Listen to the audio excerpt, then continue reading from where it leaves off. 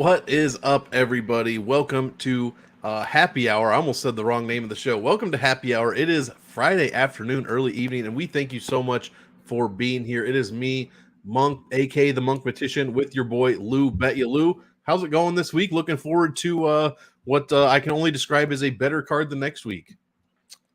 Strangely enough, yes. Yeah. I'll go over the tracked bets that I have as we go along, including one I haven't added yet that I'm probably going to. I ended up with way too much action on this card, but a lot of it is a 3-leg round robin of my strongest plays. So, yeah, this is an interesting card, except this fight. Yeah, this leadoff fight leaves a bit to be desired. Although I do think it could be interesting for DraftKings. With that said, guys, hit the like, hit the sub on the MMA Engine channel. Me, Brady, Wheezy, and Lou Betya doing constant content for you each and every week before each and every UFC card. So be sure to check that out. We'll get right into it, Lou. Jessica Rose Clark, Tainara Lisboa. Rose Clark opened. I don't know the odds off the top of my head. I could look. Let's see. She opened minus 155 to plus 135. She was 8,400 this week. She's now the underdog at a favorite price. So I'll go ahead and start this one off. I actually kind of think this one could be sneaky for DraftKings. This is a very low-level women's MMA fight. Lisboa has only 7 pro fights, so immediately I'm like, okay, I want to put Rose Clark in, or Jessica Rose Clark in. But then I remember who Jessica Rose Clark is and how many times she's been armbarred in a row. And it's just not really good. I think one of these women is going to get finished. I'm still leaning the Clark side just because either I'm really dumb, but I'm thinking that she's the veteran here over Lisboa. I think Sam Hughes is probably better than Rose Clark or Jessica Rose Clark in her division, but I get shades of Sam Hughes and Amareem here. So we'll see what Lisboa has. She is a tie fighter, so we'll just see. I just think someone's going to sleep here or someone's getting their arm taken in this fight. I think it's going to finish inside the distance, and it could be a little sneaky. So, Lou, what do you think for this one as far as a betting angle? Probably not much. None, but the under is kind of interesting. I thought that the other day. So Clark, I guess, is the tactically better fighter. She's fought better competition. She has takedown upside here. I think on the feet, Lisboa is probably better, but I can't say with a lot of certainty. But Clark's also coming off like a major injury. She's 35. Like, I don't know that I trust her either. So, like, I don't like betting these fights when I have so many negatives against each one. So this total pass for me. I'm done breaking it down.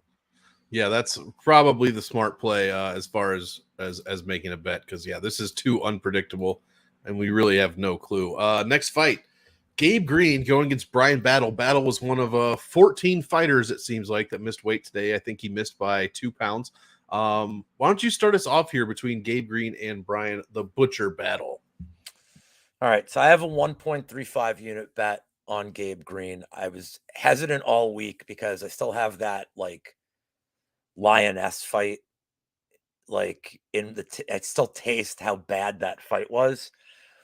The problem is like I just don't really like Brian Battle all that much. I don't know what he does well. I know he has like a 1-minute head kick finish, like on that card where every fight was a finish. Just really bizarre card. I don't think Battle gets completely grappled here like Renat did. But if there's going to be takedown upside, I think Green's going to be the one that has it better. He's going to be able to get better top control. I don't think Gabe Green gets a finish here. You mentioned that Battle looked bad on the scales. I liked Green anyway, so that just adds to it. And he's not like much bigger. He only missed it by like 2 pounds, so it's not really a big deal for me. But Gabe Green, just to win 1 unit. I like him here. In terms of like, I'm curious what you think here for DraftKings, because like I'm kind of fading this one on the Battle side completely, and like I may have to have a little bit of Green, but we'll see. Yeah, I think that's the exact way I'm going to be playing it here. I also favor Gabe Green. Brian Battle, a sub 1 minute head kick KO, so you got to throw those stats out. Then he got absolutely dominated. The definition of domination by Renat Fakhretdinov. He controlled like 95% of that of the grappling time, and then the fight was 95% grappling. So there's big problems here with Battle inside the distance, and that's kind of where Gabe Green has shown to be. He has shown to be able to land a couple of takedowns and get some control time. So hopefully we're looking at that here. My only issue is the height difference.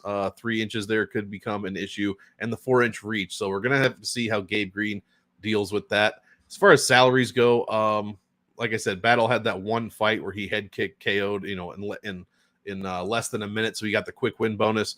But then Trayshawn Gorey put up 87. That was in a different weight class. Urbina, he put up 97. So he's kind of a bit all over the place. I'd be interested to see how he fares against Gabe Green. But I'm going to pick Gabe Green. Hoping he gets the win here. Probably a decision fight. So I will be lower than average on this one. I think I agree with you there. Probably a little bit of Green and not Let me add one more thing about Green since you brought up the reach differential. So aside from the Lioness fight where he had to respect his power, like even against Ian Gary, like Green crowds people. Like he loves to get inside range. Yep. I think he's going to pressure Battle enough to take away. He's going to take away the kicks for sure. That would be huge. He's going to crowd him. So like the reach doesn't really matter to me in this spot. Love it. Yeah, I'm hoping for Gabe Green here. Next fight. Oh my goodness. Ji Young Kim going against Mandy Bohm. This fight, of course, did not fall off. It was rescheduled from a couple of months ago, I believe. Something about I'm just hearing, and actually, I'll let Lou elaborate on the details, the little narrative that's going on with this fight. But Ji Young Kim at 8,900 is simply unplayable at the weight class. She scores like 62 points per win, which Mandy Bohm is pretty unplayable as well. She has no wins in the UFC, but I think with her low salary, you actually can use her as a punt play this week. Ji Young Kim is pretty, but this whole fight is bad. But Ji Young Kim is 1-4 in her last 5. That said, she has lost to okay competition: Jocelyn Edwards, Cachoeira, Molly McCann, and then the champion at flyweight, Alexa Grasso. So it's a little bit better than Victoria Leonardo, Adiani Lipski, but not too much. So Bohm probably gets smashed here. I would imagine that is 80% of what's going to happen. It's going to happen 80% of the time, but there's that chance that Bohm could land one, get her first UFC win. And at 7,300, I don't care what she scores, she could be optimal. No one's going to have her rostered at all. I'm probably going to hate myself for rostering her even a little bit, but I won't have any Kim most likely, and a little bit of Bohm here. What have you got for this fight? So I wasn't going to bet it. And now I'm reading. So Kim couldn't go to her grandmother's funeral because Bohm pulled out of the last fight and then wouldn't reschedule in March and then went on vacation in Germany. So, just and when they had the face off, Kim, like there's some fucking heat there. So, you can get actually 50 points of value better on DraftKings if you do a same game parlay. Kim KO is plus 600. Like, let's fucking go, dude. Fire Fist is gonna just. I mean, if there's I'm not a big narrative player, and you know that. Yep. But she may just try. And Bohm is awful, man. She's really bad. Like, I know she allegedly has some grappling in her back pocket from before the UFC. We haven't seen it. I know Bohm hasn't really faced people that are just strikers, but Kim's going to be the best striker she's ever fought. And like, I don't think that highly of Kim striking, but she's going to be the best striker she's ever fought. I think Kim's just going to like, and I'll tell you what's sneaky is the round 3 KO, because if she really just wants to torture Bohm, this is like how you do. I'm curious what it is. If she just wants to absolutely torture her for like 14 and a half minutes, I think that's, and she lands volume too. So yeah, I mean, look, she was landing a lot on Cachoeira, but everybody does. So her round 3 KO is plus 2,800. Oh my God. It's 1.4 yam bags. So it is a prop to consider, but I think the KO's kind of interesting. It's kind of an interesting look here, to say the least. And UFC fighters that fight in the UFC that hail from Germany tend not to do the greatest overall. I don't have any statistical information to back this up. It's just an observation. But they don't fare very well overall in the UFC. So just something to keep in mind. Soon I will have some stats like that for sure. Next fight, man, we're still. I guess I like this one a little bit for DraftKings. Cody Stamann going against Douglas Silva de Andrade. It's not DVDA, Lou, but we're pretty close. DSDA. Now you're a man. Man. Yeah, guys, go watch that movie. We're not even going to tell you what it is. You got to figure it out. No, I'll tell him. It's Orgasmo. It is it's Orgasmo funny. with a Z. But don't say that to I said that to a guy I used to work with. He was from Mexico. I go, have you ever seen the movie Orgasmo? And apparently that obviously means something different in Spanish. Probably the word orgasm. His face, this 20-year-old kid, his face was just like, what the fuck did you just say? Just one of the, I still remember his face to this day. Anyways, Cody Stamann, I don't really like him for DraftKings. In fact, I'm going to pick DSDA for the win, and I'm going to be playing him in DraftKings as well. I'm going to be playing some more expensive guys this week. Love Jailton Almeida, love Carl Williams, and you got to get lower on the salary list in order to do that. I like Douglas Silva de Andrade. He's made the optimal in 2 out of 4 fights. Only 7,700 this week. Cody Stamann in his last few fights has kind of gotten away from his wrestling a bit, has only landed last landed takedown somehow, and I'm going to have to go back and rewatch this, was against Merab Dvalishvili in 2021. He landed 1 takedown there, landed 1 takedown against Rivera, and hasn't landed any since. So Douglas Silva de Andrade's cardio is not going to stop. He put up 120 against Morozov, 105 against Perello. So he's scored pretty well in his wins. I like his chances here. And at 7,700, this is definitely a fighter I can get behind. Cody Stamann might have a little bit, but I wish I knew he was going to use his wrestling, Lou. What have you got for this one? Yeah, I mean, if this thing, there's 2 reasons that Stamann is a favorite. One is because allegedly he's like going to use a lot of wrestling, which I haven't seen. And also because Silva de Andrade is as old as he is. But I think this fight's even closer than the line. So I have a tracked bet on this. I played all the split decision angles. I'll be rooting for Silva de Andrade. So the split decision is plus 450. I'll get into why I like it as much in a second, but it's plus 450 for the split. Stamann's plus 600. Dude, Silva de Andrade is plus 1,400 to win by split decision. What? Which is wild compared to how close the line is. Like even his plus 3.5 prop is minus 225. I don't understand why him winning a split is so crazy, but to me, this is very much a minute winner versus moment winner fight. And we've seen lately, moment winners are getting these greasy decisions. I mean, Silva de Andrade's tough. Like this goes decision at a very, very high clip. If there is finishing equity, it's got to be on the Andrade side. But I think his grappling is good enough to keep this standing. And if he is, I think he hits harder than Stamann. He just doesn't throw as much volume. So I think we're going to have some really weird rounds where Stamann's landing more punches, but Silva de Andrade can bonk him once or twice, really make an impact on the scoring, and we get some weird decisions. So split decision is tracked, and then I bet both sides of it. But we'll be rooting for Andrade because obviously plus 1,400 pays more than plus 600. That is true. That is true. And even the strength of schedule reflects that. Andrade is a bit better in his last 5. Cody Stamann, an established UFC vet, 12 fights. Last fought Luan Lacerda and Eddie Wineland before that. So and that Lacerda fight was way closer than it should have been. Way closer. He was a big favorite. 9,200 salary that week. He was, minus 400, and it went to unanimous decision, and it was way closer than he would have wanted. And Eddie Wineland was this was in 2022 he fought Eddie Wineland, so I don't really put a lot of stock into those 2 wins. That doesn't count. That fight exactly. So we'll see what Cody Stamann looks like when he's not fighting Eddie Wineland or Luan Lacerda. So next fight, I feel like we've done this already. Yeah, easy. I think you could. I like the DSDA side, but here's a fight that you probably cannot fade. You just hope that Chase Sherman actually shows up. So Carl Williams, Chase Sherman. We did this once before, Lou. You want to talk about how you're betting this one this week? I'm not, but well, not yet, but I'll explain why. So the last time we did this, I actually said I liked Sherman late, but the big reason I liked him late in that fight was that Williams was taking it on like less than 2 weeks notice. So that's right. He had just had the 15-minute fight against Breshke. Yep. So I didn't know if he could sustain a 15-minute wrestling pace. He's also not a big finisher, so he's going to have to hit the Sherman all 3 rounds. I didn't really like it. This one, you got to like Williams here. The only thing I worry about is that like Williams may only get 3 takedowns the whole fight. Yeah. Like he's not going to like rinse and repeat. Like Sherman has no get-up game. What I'm hoping that DraftKings does, hey DraftKings, if you're listening, they have not put, they're just starting to lay a lot of like the same game prop stuff in for like some of the undercard. Right now, there's no takedown stats at all for this one. I want to do something like I want to at least price out what's Carl Williams and 1 first-round takedown. Can I get that priced like under -200? Because if I can, I'll bet it.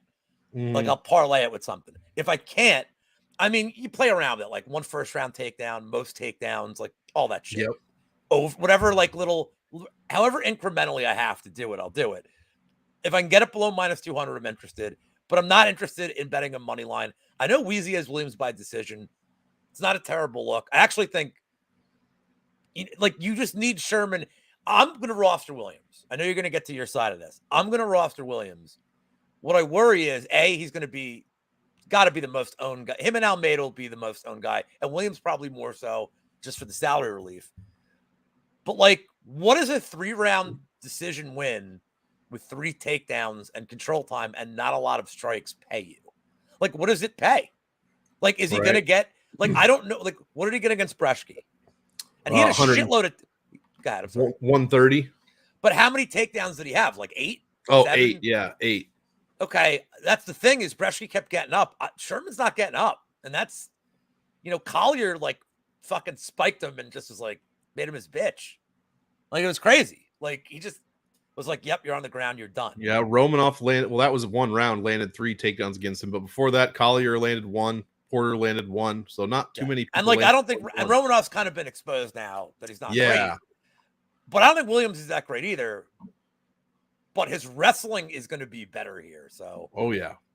Look, the best thing that can happen for you is like you get 7 takedowns in the first round. But 100%. Look for a same game parlay if his first round takedowns come up. A lot of these undercard fights that aren't on pay-per-views, you got to look Saturday morning, like, and hope it's there. And if not, this is a total pass for me. Then you got to look even earlier Saturday morning. Williams by decision would be like my pick for the show, but yeah, I like that. I mean, he could finish Sherman. Maybe some ref, Sherman just turtles up and Williams is, peppering him with these little rabbit shots, and the ref just steps in if Chase Sherman turtles up. But I do like Williams. Unfortunately, he's going to be very high owned, 9,400. It's pretty simple though, and I've read off these stats before. I think Williams in his Breshke fight scored 6.6 points a minute inside the distance over 15 minutes. Chase Sherman over 14 3-round heavyweight fights in the UFC allows 6.2 points a minute inside the distance. So you said it already. He has no takedown defense really at all. In fact, in his last 5, it's 58%. I'm sure in his career, it's probably worse than that. A lot of times in these fights, we say, oh, if the guy wrestles, like we said, Cody Stamann and a few other people like last week, Carl Williams is going to wrestle. That is his game. Like Lou said, he's probably only going to land 3 takedowns in the fight, but we could see a bunch of control time. And if he actually is landing some of these peppering shots, they might not count as significant strikes, but they will count as total strikes. And we just saw Crone Gracie, who did absolutely nothing in his fight, score 42 points. And I had to quadruple check to see how, and it was all just total strikes, non-significant strikes landed. He landed like 170 non-significant strikes. That shit adds up. So we don't need to talk about that fight again. Though. No, we don't. I am sorry for bringing it up, but yeah, it's crazy. 42 points, insane. So give me Carl Williams here. I think it probably goes to decision, and if it does, I think that probably scores him more points. So I will want that to happen. But he's going to be very high owned, and you probably still have to roster him. So unfortunately, that's just how it goes. Next fight, Court McGee. This seems like a very chalky week in a couple places, but sometimes you got to play the chalk. Court McGee, the Crusher, going against Matt Brown, the immortal Matt Brown. These guys are 80 years old combined. I will go ahead and start this one off. I'm going to probably fade this one as far as DraftKings go. Court McGee's probably a little too expensive for my liking at 8,700. He's almost 750 over his average salary in his last 5 fights. He scores 99.8 per win in his last 2 wins. But he got bonked against Jeremiah Wells, and he did not look great against Condit. Actually, I thought he got he got knocked down against Condit. That's what it was. Matt Brown, meanwhile, sorry for scrolling all over the place, lost against Brian Barberena, a fight in which the stats say that he actually won. Beat Diego Lima. I believe he retired Diego Lima. Also lost to Condit. But who could forget the elbow straight from hell that came right into Diego Sanchez's face. So yeah, Court McGee, Matt Brown. Neither of these guys score very well. Neither one of them over 100 on average. I think this one probably goes to decision. The winner probably scores 80 to 85 points. And if that's the case, I'll roster a little more of Matt Brown just because he's so much cheaper. But I will pick Court McGee to win. I'd be shocked if the loser of this fight doesn't retire, to be completely honest. Lou, what have you got for this one? I think they could both retire after this fight. Yeah, no kidding.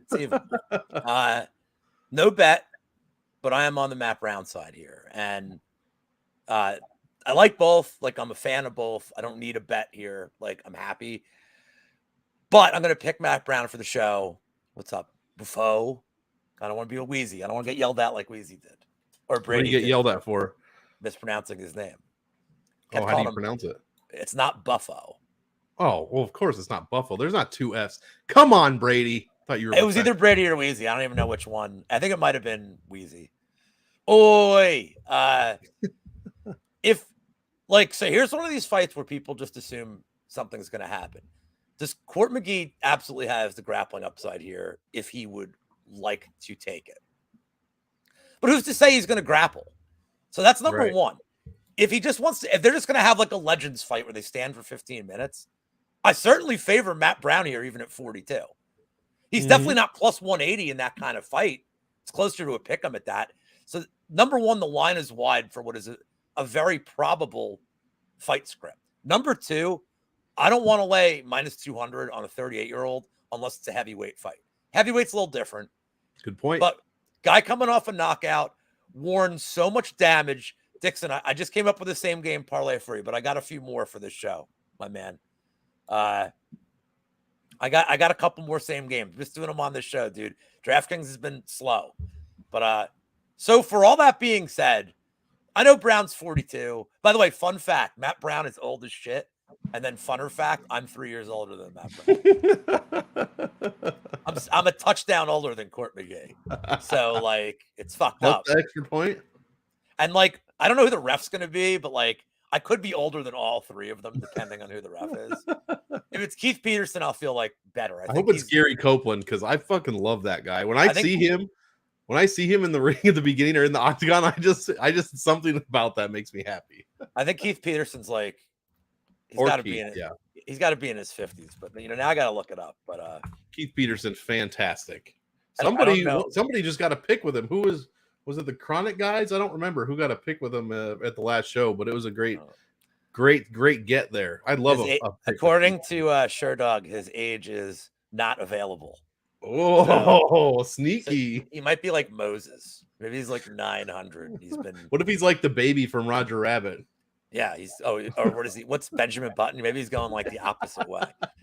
But I'm gonna pick Matt Brown because I just think, like, look, if McGee starts, if you like the McGee side here, and by the way, don't bet finish props here. Lay off all that crap because you just don't know with these guys. But if you like McGee, I would do some kind of same game parlay where you're throwing in takedowns, like, because that's his path. That's his clearest path. Could he win on the feet? Maybe, yes, but if he takes it to the ground over and over again, he's definitely winning. And McGee, I see people like on a sub prop and all this shit. Look, man, I don't even care about the Wells fight. The Brahimaj fight. Brahimaj stinks. Yeah. And McGee was not even like really trying to sub him. Like, he keep him down. He throws he'd do enough work to not get stood up. I don't know, man. Like, I think Brown could withstand McGee's offense and at least like goes the distance, but I'm gonna pick Matt Brown. That's one of my dogs in this card. I like. Love it. But no bet for me on this one. I think people see that, they just briefly look at Tapology like, oh, Matt Brown's been sub 10 times. Court McGee's has 7 subs. We're gonna pick Court McGee by sub. It's like, okay. Wiki capping is that has no context. I did wiki cap the Champions League game the other night with AC Milan and Inter Milan, and I'm like, well, how many? Because the card total was like really high, and I'm like, is Italy's like career in wars is like not great. Right. So I'm not betting violence here in a soccer game, and it was the right call. They went under it. Let's see. Just to answer Dixon's question, in his last two, McGee put up 100 once. But if you'll bear with me, just look. How many times has he been over 100? Let's see. 6 fights, 6 wins at the weight class. He's been over 100 one time. Just once. I believe that was pretty recent. Ramiz Brahimaj, the fighter that Lou just said he stinks like the critic. I completely agree with. He put up 100 over Ramiz. So House Stroll, what's cracking yourself? Whoops, we already did this one. I'm going backwards. Alex, much like Keith Peterson's You're age. much like Benjamin Button. Yeah. I'm glad we were on the same reference there. Alex Morano, with one of the worst nicknames in history, the Great White. It's just the in the Great White just really throws me off. I'm not a fan. Tim Means also with a the in his name, but no white, which is about he's got an all-time nickname. Yeah, the Dirty Bird. That is fantastic. Lou, why don't you start us off here? Alex Morano versus the aging but could possibly ageless Tim Means. So this is another one where I'm kind of against the community, and I will be getting to a bet here. I like Tim Means. I've said this on shows this week, but I feel like it bears repeating that one of the things that I always liked about, watching fights as I got older, I've been watching since the dawn of time, is these hicks that clearly, like right now, we're getting all these guys. They have access to the PI. They have nutritionists.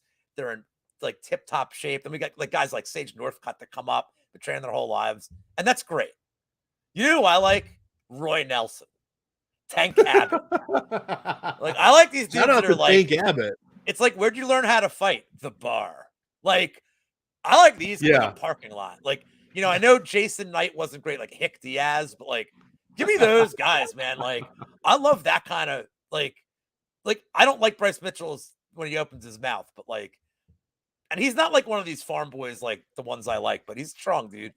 But yeah, like Tim Means and Mike Shit Pile are like my, they're like the last of the generation. So that's so true. He's like, if Means came in with a mullet, you're like, nice. You wouldn't be like, what's on his head? You'd be like, nice. You'd not. Yeah, like finally, looks great. So, all right. So Morano looked terrible today on the scales, and I usually don't put a lot of stock into that, but he looked really bad. Like I thought he looked like it was an awful weight cut for him. So that's number one. Number two, a lot of people are on these finish props, and I'm like, man, Morano is not a big finisher. Like, and Means isn't a big finisher. Means is all right at getting finished recently, but like Kevin Holland's a lot different than Alex Morano. Like, yeah. And this isn't Morano facing Cowboy Cerrone, like Cuz Cowboy, who is like was fucking shot, got knocked out by anything, got hit at that point. I think Means can at least like vet lesson him here.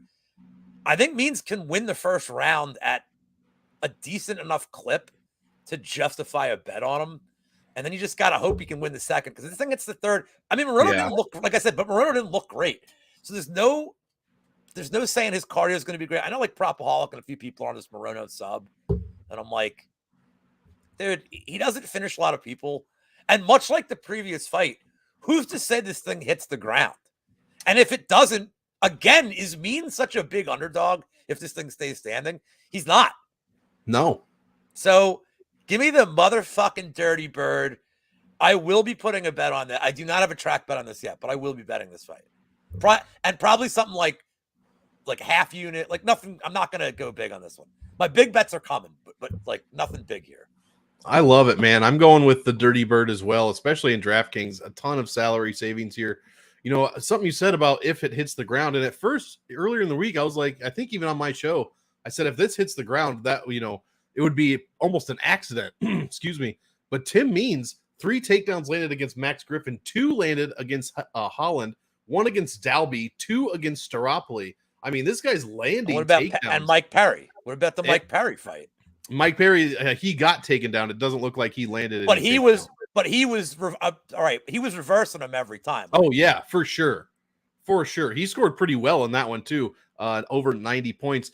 Meanwhile, I'm just not impressed with Morano's last 5. Like, this is a UFC vet. Like you said, out the door, Donald Cerrone, David Zawada, Mickey Gall, and then Matthew Semmelsberger, meh.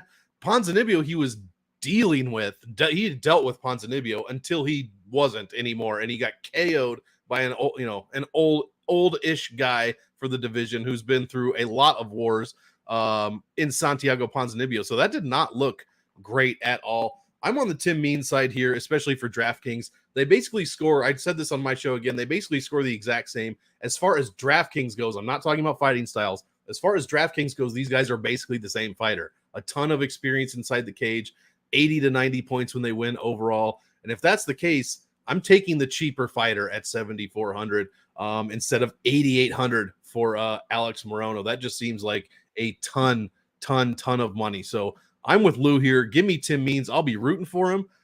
Excuse me, and I'll be rostering him probably more than the field in DraftKings if I had to guess, just because I want to get to Almeida and Carl Williams and stuff like that.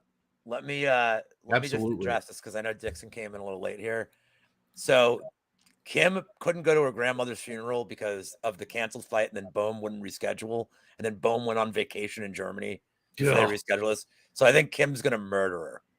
I think, and by the way, the same game parlay with Kim and KO is plus 600. If you just look at like the canned parlay that fight parlay that DraftKings has, it's plus 550. So give me the extra 50 cents here. Give me Kim to just absolutely, I'm probably gonna use this term like Warhammer. I know it's a game, but like just Thor's fucking hammer on Bohm's face. You're convincing me here, man. I might have to roster. I was gonna seriously have 0% of Kim until I heard you talking. Well, but at 8,900, dude, with no takedown upside, you know, I always hate rostering people like that. She smashes her. I know, but you're like so round one dependent. Yeah, like, that's probably true. I mean, you're not like you're not, but like she's probably got to land like 100 some strikes and maybe get like maybe she needs like a couple of knockdowns. It's tricky. She's not going to be owned at all. I mean, yeah, but like the upper echelon of this slate, it's like pretty good.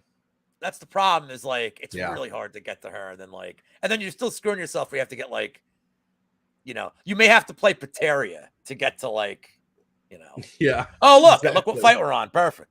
And we just lost Rodriguez. He was kind of my punt play, and now I can't even use like great. So I have to play Ehore now, and I am just not looking forward to that. Carlos Oberg.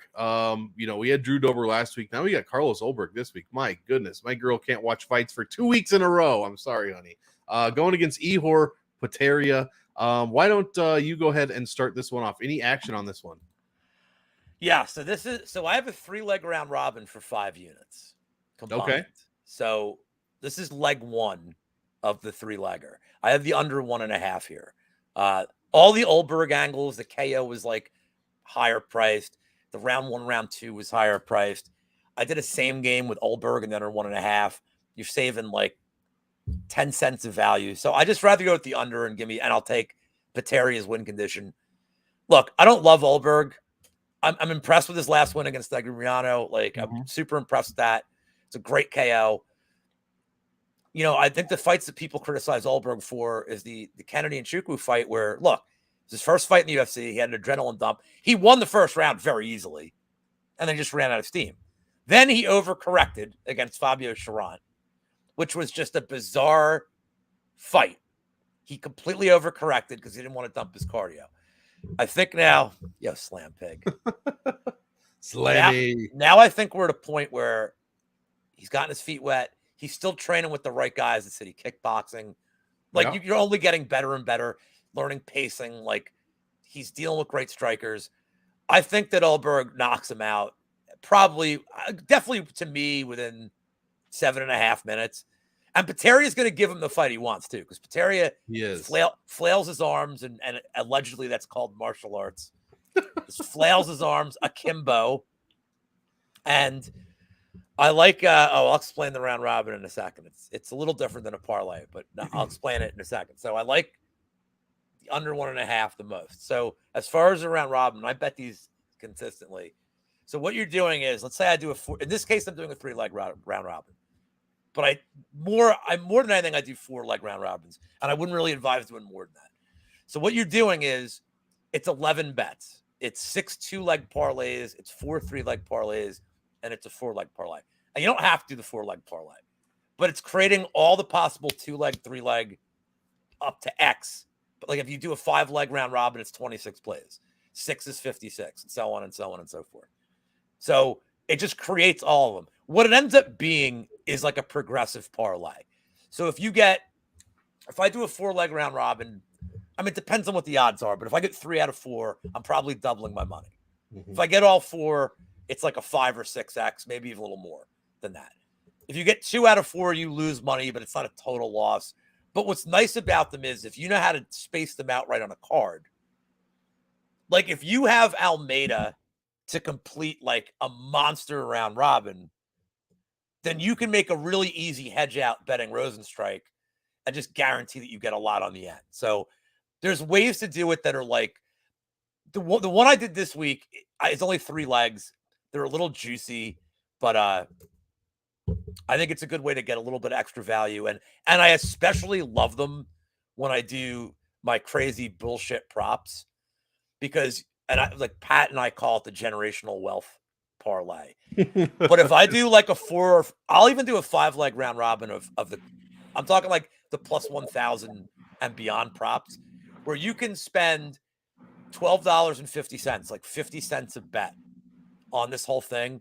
If 2 of them hit, you're going to make good money. If 3 of them hit, it's insane profit, even off just these 50-cent bets. I mean, because some of these 3-leg parlays it's creating, you're getting like 1,800 to 1 on hitting them. So if you want like a really cheap lottery ticket, like, and we all look, man, anybody that's gambling, I understand you want to be responsible. You're trying to make money. You're trying to grow your role.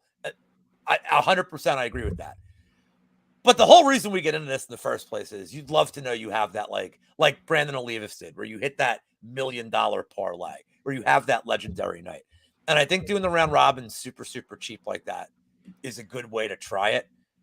And Slam Pig's in the chat, and he remembers I hit like 4 out of 5 one night. And the last one was Brunson round 3 sub over Darren Till. Oh, yeah. Where he had to go to the bar with me. It was literally, if that hits, he has to go. In any other situation, he didn't. So you never know. That was like Roundtree, round 2 KO against, I think that's when he the responsibility. Yes. He's still mad. He's still mad that he had to go to the bar with that. But anyway, and Dixon, I got a prop for you for the main event too. But give me the under 1.5 as the prime bet. I'll pick the Oberg side as a pick for the show. Absolutely. But rostering him's tricky too. Yeah, exactly. Because Yale, who we haven't talked about, is 96. Williams, who we have talked about, is 94. Both of those guys I think have much higher ceilings than Oberg at 9,300. But Oberg's also made the optimal lineup in 2 out of his past 4 fights. He put up 106 against Nicky Gums and 106 against Chikwu. So in his last Nicky 2, Nicky Gums, that's pretty consistent. But yeah, he's a bit expensive this week. I was hoping I could roster, and I probably will. Like I said, Pete Rodriguez is out now, so there goes my one of my punt plays. So I'm probably going to have more Pateria than I wanted, hoping that he does something. But I really just see Oberg should be better everywhere. This is going to be a stand-up fight, and like you said, Ehore is going to give him exactly the fight Oberg wants. I think he's settling in. You also mentioned how he looked against Kennedy and Fabio. When he fought Kennedy, let's see, he was 4 fights. He was 3-1. No, 4-0. I think he had 4 pro fights at that point. So I kind of am giving him a pass, at least on that one. That Charlotte one was trash, but like you said, he overcorrected. I think he's on his way now. He's kind of settling in with that good Camp City kickboxing. And I don't think Ehore is going to be doing much. Now, that said, Ehore is going to have very low ownership because people hate this guy because of his celebration against the legend Shogun Hua.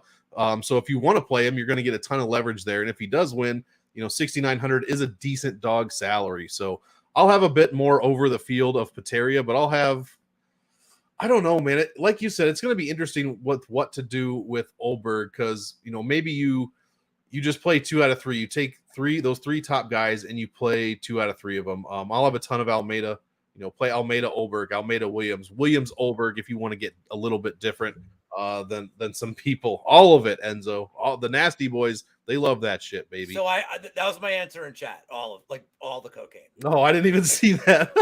That's funny. So do you know you know who the nasty boys are, right? I think so. They were in like the late 80s and the 90s as a tag team. They're from Allentown. Oh, yeah, yes. And then Enzo Ehore, who my girlfriend weirdly thinks. Yeah, he got kicked out of the WWE or something. Yeah, he's a fucking weirdo. He's a Long Island bro, and okay. I mean, he was funny. His promos are good. Everything was I can't picture him, but I definitely have seen his name. Bada boom, realest guy in the room. How you doing? And he was a little you just wanted to punch him in the face. But all the cocaine is the only answer for this question. So, Nasty Boys did. And this is kind of interesting for Brian. Yeah, I saw this one.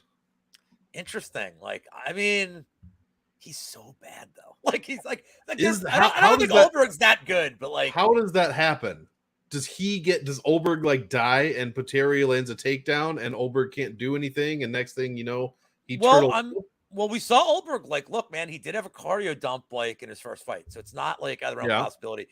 Not with the narratives, and I do agree they had sick molds. Not with the narratives, but like, shouldn't Peteria just die for that dance he did over Shogun? Yeah, I mean, I've kind of gone the other way on that this week. I've been if you don't want someone to dance, probably don't get knocked the fuck out. Well, there's that. Somebody. There's that. Sure. I hate all these unspoken, unsportsmanlike rules. Like there was a baseball. I don't know if you saw, but the whole one last week, the baseball player who caught like a ground ball at second base and like flipped it to himself, but like tossed it up in the air, and then like people lost their fucking minds over this. And I'm just like, dude, maybe like don't hit into a ground out, single. Like what?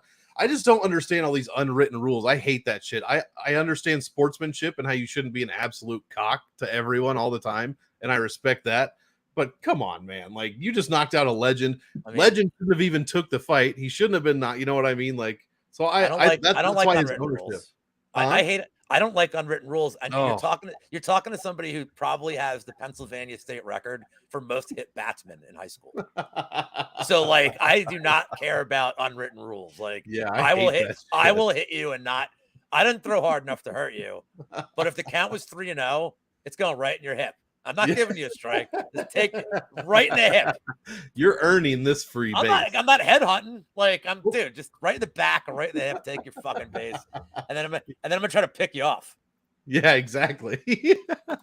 You're that guy. That's hilarious. Oh yeah. Well, dude, I'm not like, what am I, Nolan fucking Ryan? I'm not throwing 98 miles an hour, man. Right. I'm throwing like fucking give him the gas, dude. I'm throwing like knuckle curves and like knuckle curves. I'm throwing like I'm throwing like, you've seen Major League. I got like the Vaseline. Oh yeah. I got like the fucking CVS in my glove, like Emery board. I'm like, all right, what do I need for this guy? Like fucking using every dirty trick in the book to pitch. And then like, meanwhile, they're like, oh, pitch like a man and strike me out. Hey, here's my argument, my counter argument. Fuck you. Yeah, exactly. Weighed like 105 pounds as a senior. I'm like, the fuck am I gonna do? Throw 90? Right? Come on, like, man. My legs aren't 8 feet long. I love the fucking bat flip, man. Yes, absolutely. I'm 100%. Victor, am I thinking of like Vlad Guerrero or whoever it was in Toronto? Like the dude hit the home run and he threw the bat like 50 feet. Just like did one of these bat flips, and it was like, I think they won a playoff game. Like I think that was like a playoff win. So it's like, dude. And there's a bunch of old white guys like, I don't like that. It's like, shut up, just get out of here. Go sit in a dark room. And by the way, whoever's up next is getting hit. Yeah, exactly. Yeah, exactly. And that's how the game. That's how the game should be. There should be nothing wrong with that. That was Batista. That's right. You don't want somebody throwing their bat. Don't fucking give up the homer. Victor knew it was Batista. Yeah, it was not Dave. It was not Dave Batista. Actor extraordinaire. But he flipped it like fucking. I mean, he almost flipped it like into the I remember that. In the dugout, like yeah. And the next guy, I'm hitting the next guy, and they know. And look, as long as you don't headhunt, if I just put it in your hip, like you know why I did it. And you shouldn't be getting kicked out of games for shit like this. No. In my day. Yeah, nowadays they kick you out for moving your glove when the ump tries to drop the ball. Dude, I'd have had like 4 career innings in high school. Like, if the rules were today, they'd ban me from every game. Serving suspensions and shit. Hilarious. Well, you know who hasn't been banned from fighting, even though he's 200-0 in street fights and jailhouse fights? That's D-Rod, Daniel Rodriguez, and he's taking on Ian Machado Gary here. I don't know who started the last one, so I'll just start this one. It'll work out better that way in the end. D-Rod at 7,200. Everyone's going to be playing this guy. Everyone's looking at punt plays this week. They see D-Rod there. They're like, they start justifying how the line is way too wide. And I don't necessarily disagree. I assume this one is going to be a decision fight. That's kind of how I see this one going. I think Ian Machado Gary probably wins. But I don't have a problem rostering a little bit of D-Rod here. Machado Gary's going to be a bit more difficult to get to at 9K. That said, he is 200 cheaper than his average salary, so maybe you can get a little bit of extra value in with that one. But he doesn't, if this is another one, if this one goes to the ground, it's going to be by accident. So D-Rod, a little bit older, actually much older, 11 years older almost to the month. I just was not impressed with how he looked against Neil Magny, got subbed out. His split decision against Li Jinglang was very eye-opening as far as what I thought D-Rod was capable of. So I'm probably leaning Machado Gary, but man, I think D-Rod is extremely tough. And I think this one goes to decision. So I'd play both sides in case somebody gets a greasy split, something like that. But I don't really like this fight overall for DraftKings. I'll be fading it a bit probably to the field. But like I said, Daniel Rodriguez, I'd like to know his ownership. I bet you it's like 30%. So you can do with that what you will, either go way over or way under. But I'll be fading this one in general. Lou, what do you think about this fight? Co-main event. Whoops. So all week, you heard people saying they like D-Rod as a dog, and yet the line kept going the other way. I couldn't believe it. So here's what I think, and then here's the tracked bet I have. Okay. I think Gary wins this fight at a high clip. He's younger. He throws tons of volume. He's going to be way, way faster here. Yeah. Way faster. I don't think he puts D-Rod out. The Magny fight was a completely different stylistic matchup. Magny just makes fights really weird. I'm shocked that Magny got a finish. But I don't see Gary really going to the grappling. Fun fact, by the way. Gary's attempted one takedown in the UFC, and D-Rod's attempted one takedown in the last 3 years. Both against Gabe Green, for whatever weird reason. Interesting. Just thought I'd throw that out there. Kind of like a strange Interesting thing. I think I was talking with Rips and Picks about it, because he's like, he thinks there's going to be at least one takedown in this fight. And I'm like, maybe. I don't know if I would like be that surprised. one. So the bet I have, though, is a little different. There's two ways that I think you could play this. One would be a same game with Gary and over 1.5. It gets you to like minus 160. It's okay. It's a way to cut the line. I like D-Rod. I think D-Rod's a decent punt for me because he throws a lot of volume, and I don't think he's getting finished. So I think his floor is okay. But like he's probably a better cash game play than anything else, like in terms of just getting somebody in there that's not going to get you killed. Like I don't know if he's probably not a good GPP play, but he's definitely solid cash play. I agree. So my bet, though, is the exact opposite of what I just told you. I bet, but I can have it both ways. I bet D-Rod plus 3.5. Now, I don't make these bets very often, if at all. But I do think that Rodriguez wins the first round at a very high clip, and I think it for two reasons. I think if he's going to have any kind of success in this fight, it's going to have to be early. It's going to have to be with a lot of volume. And number two, if you've watched Gary, aside from that Darian Weeks fight, which was just so boring. Yeah. Gary needs to get hit to really start fighting. He didn't look good in the first round against Song. He got knocked down by Jordan Williams. Yep. And the Gabe Green fight was super competitive. I know everybody gave Gary the first round in that one, but it was super competitive. Rodriguez, there's a lot more volume than Gabe Green does. He'll be coming forward. His takedown defense is decent. Like, I don't think Gary's going to go for a takedown. If anything, I think D-Rod could sneak one in. If anybody was going to do it, it might be D-Rod. It's because, being the shorter fighter here. Mm-hmm. So, yeah, I think Rodriguez wins the first round, but I also think Rodriguez is live to win the fight. He could win. What I worry about is if this thing goes decision, these Cage Warrior fighters are managed really well. They pick these opponents perfectly, and I feel like Gary would get some really greasy fucking split decision. But I think all you need is Rodriguez to very clearly win one round in the cards. I think he's live to win two. I think he's definitely the first round I like a lot. So D-Rod plus 3.5 is minus 105. It's a great number for him to win one round clearly and not die. For sure. And the Magny fight means nothing to me here. It's such a different stylistic matchup. I know D-Rod's getting older, but that was a really strange, that's a low variable. Like that outcome doesn't happen very often. Like, right. You run that Rodriguez Magny fight 100 times and it happens maybe twice. Yep. No, I agree. And real quick, just to answer Dixon's question here, I do a little bit, but again, everybody is going to be on him. He's the biggest name, probably, I'd say.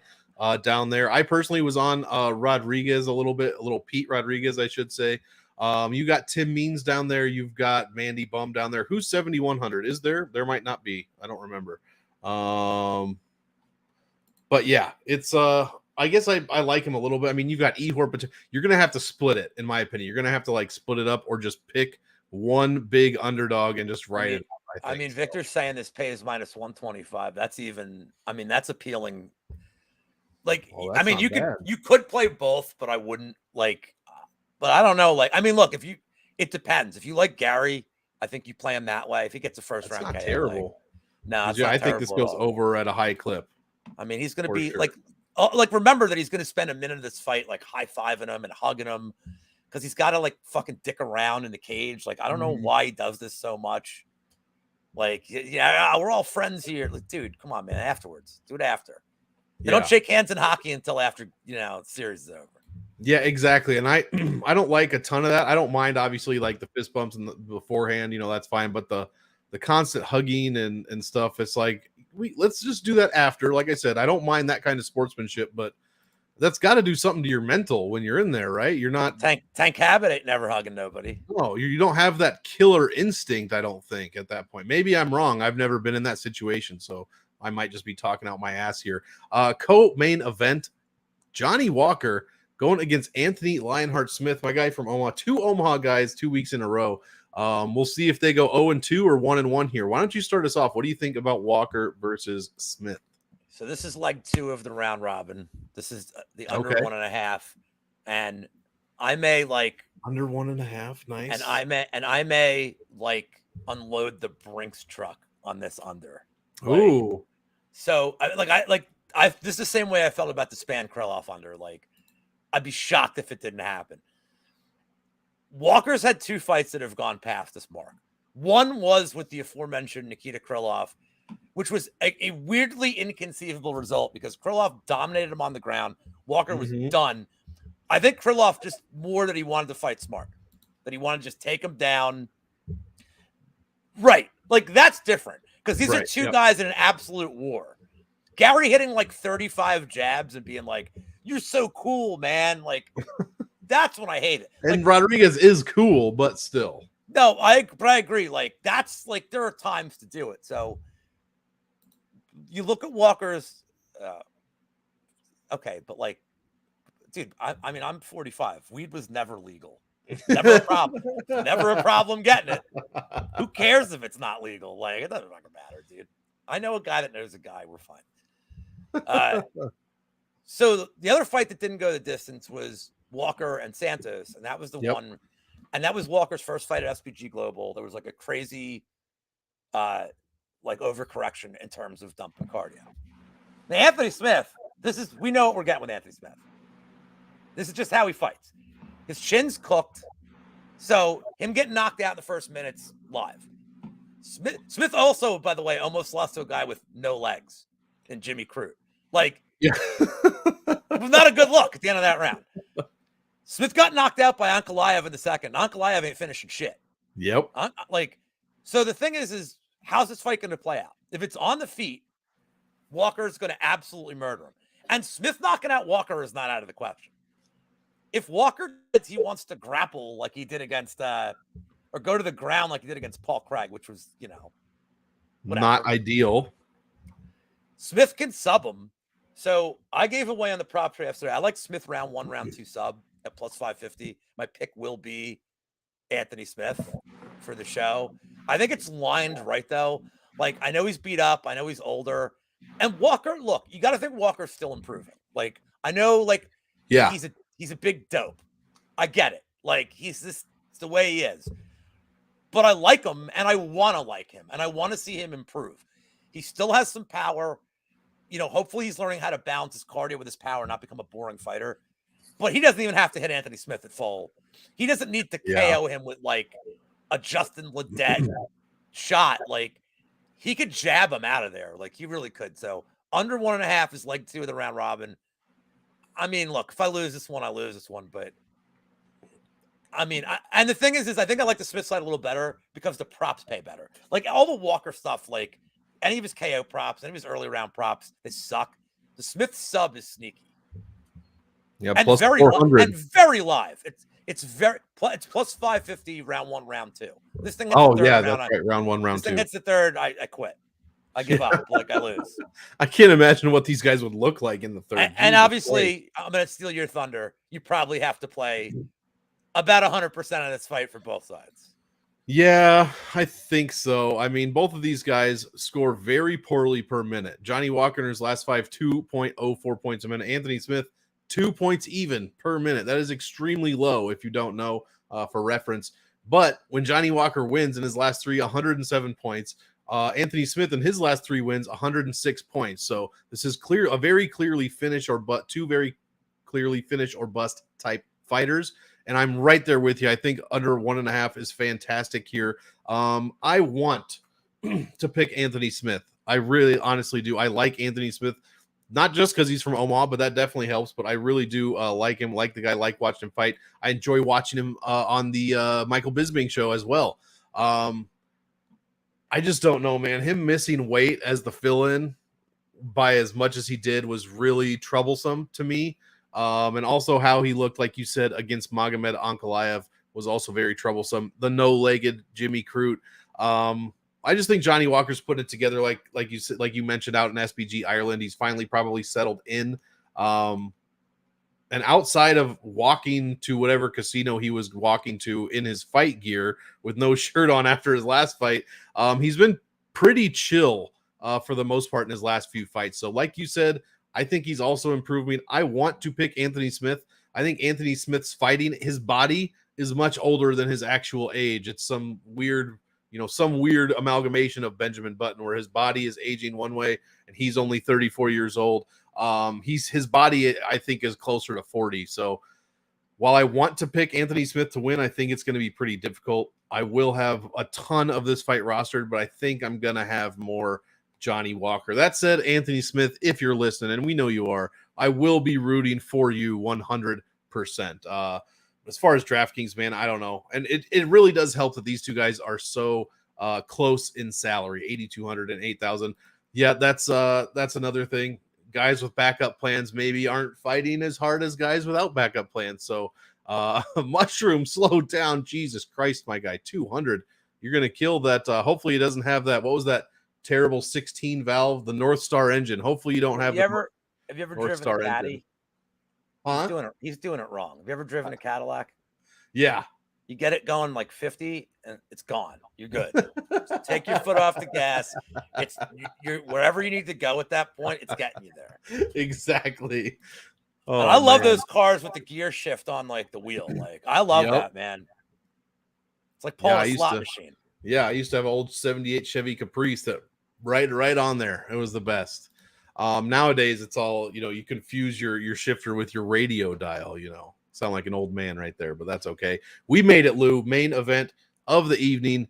Jailton Mahaldinho Almeida going against Jairzinho Rozenstruik. I'll go ahead and start this one off so you can finish it. I mean, I'm a stat nerd. You guys obviously all know. I mean, look at what screen you're looking at right now. Jailton Almeida's stats are crazy. He's 4-0 in the UFC, all 4 wins, all 4 optimal lineups. He's only 9,600 this week, and I say only because he was 9,700 last time, and he still made the optimal lineup after I said, well, I don't know, that's a bit expensive, blah, blah, blah. No, never again. Dude scores 7 points a minute, allows basically 0, 120 points per win. If Almeida doesn't get bonked immediately, this fight is whatever he wants to do with it. He should be able to take Rozenstruik down very easily. The only question is this going to be a win in the first round by KO or by submission? I lean submission probably, but Almeida is able to land some ground and pound while he's down there. I mean, I'd be a fool not to roster like almost 100% of Almeida. I guess I'll probably have 5-10% of Rozenstruik just because I claim to not be a fool. So I should not X out the guy that has, the most one punch knockout power on the entire card. And we just saw this with Curtis Blades and Sergey Pavlovich. Now, do I expect Jailton Almeida to come out here and stand up against Rozenstruik? Absolutely not. If he doesn't shoot a takedown in the first 3 seconds, I will be surprised.